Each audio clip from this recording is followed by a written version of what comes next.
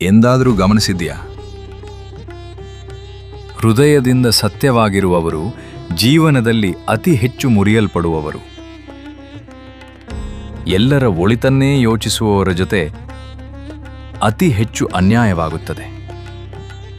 ತಮ್ಮ ಕಣ್ಣೀರನ್ನು ಮರೆಮಾಚುವವರು ಇತರರಿಗೆ ನೋವು ಆಗಬಾರದೆಂದು ಅವರ ಕಣ್ಣುಗಳೇ ಅತಿ ಹೆಚ್ಚು ಅಳುತ್ತವೆ. ಕೆಲವೊಮ್ಮೆ ಅನಿಸುತ್ತದೆ, ಒಳ್ಳೆಯತನವೇ ಒಂದು ಭಾರವಾಗಿದೆಯೇ? ಸತ್ಯವಾದ ಜನರನ್ನು ಪರೀಕ್ಷೆಗಾಗಿ ಮಾತ್ರವೇ ಕಳುಹಿಸಲಾಗಿದೆನಾ? ಆಗ ವಾಸುದೇವನು ಹೇಳುತ್ತಾನೆ, ಸತ್ಯವಾಗಿರುವವರನ್ನು ನಾನು ಮೊದಲು ಪರೀಕ್ಷಿಸುತ್ತೇನೆ. ಯಾಕೆಂದರೆ ಚಿನ್ನವು ಬೆಂಕಿಯಲ್ಲಿ ಕರಗಿದಾಗ ಮಾತ್ರ ಹೊಳೆಯುತ್ತದೆ. ನಾನು ಅವರನ್ನು ಕಷ್ಟಗಳಲ್ಲಿ ಹಾಕದಿದ್ದರೆ ಅವರೊಳಗಿನ ಶಕ್ತಿಯನ್ನು ಅವರು ಅರಿಯಲಾರರು. ಸುಳ್ಳು ವ್ಯಕ್ತಿ ಚಿಕ್ಕವನಾಗಿಯೇ ಉಳಿದು ಬಿಡುತ್ತಾನೆ, ಯಾಕೆಂದರೆ ಅವನಿಗೆ ಕಲಿಯಲು ಏನೂ ಇಲ್ಲ. ಆದರೆ ಸತ್ಯವಂತರನ್ನು ನಾನು ದೊಡ್ಡವರನ್ನಾಗಿ ಮಾಡುತ್ತೇನೆ, ಮತ್ತು ದೊಡ್ಡವನಾಗಲು ಅವನು ಸಹಿಸಬೇಕು. ಪ್ರತಿ ನೋವು, ಪ್ರತಿ ನಿರಾಶೆ, ಪ್ರತಿ ತಿರಸ್ಕಾರ ಇವೆಲ್ಲವೂ ನಾನು ನಿರ್ಮಿಸಿದ ಮೆಟ್ಟಿಲುಗಳು.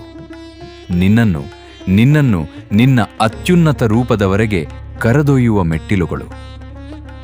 ಯಾರು ಸಹಿಸುತ್ತಾರೋ ಅವರೇ ನನಗೆ ಅತಿ ಸಮೀಪವಾಗುತ್ತಾರೆ. ಆದ್ದರಿಂದ ನಿನ್ನ ಪರೀಕ್ಷೆಗಳಿಂದ ಓಡಬೇಡ. ಇವು ನಿನ್ನ ವಿರುದ್ಧವಲ್ಲ, ನಿನ್ನ ಪರವಾಗಿ ನಡೆಯುತ್ತಿವೆ. ನಾನು ನೀಡುತ್ತಿರುವ ನೋವೇ ನಿನ್ನ ಕವಚವಾಗಿದೆ. ನೀನು ಕಳೆದುಕೊಳ್ಳುತ್ತಿರುವುದೇ ನಿನ್ನನ್ನು ಖಾಲಿ ಮಾಡುತ್ತಿದೆ. ಆ ಖಾಲಿತನದಲ್ಲಿ ನಾನೇನೆ ನಿನ್ನೊಳಗೆ ಇಳಿಯುತ್ತೇನೆ. ಒಂದು ದಿನ ಎಲ್ಲವೂ ಸರಿಯಾಗುತ್ತದೆ.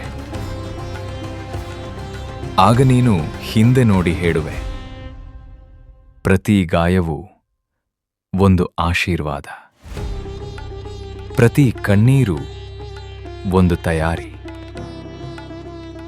ಯಾಕೆಂದರೆ ಸತ್ಯವಾಗಿರುವವನ ರಕ್ಷಕ ಸ್ವತಃ ಶ್ರೀಕೃಷ್ಣನೇ. ಪಾರ್ಥ.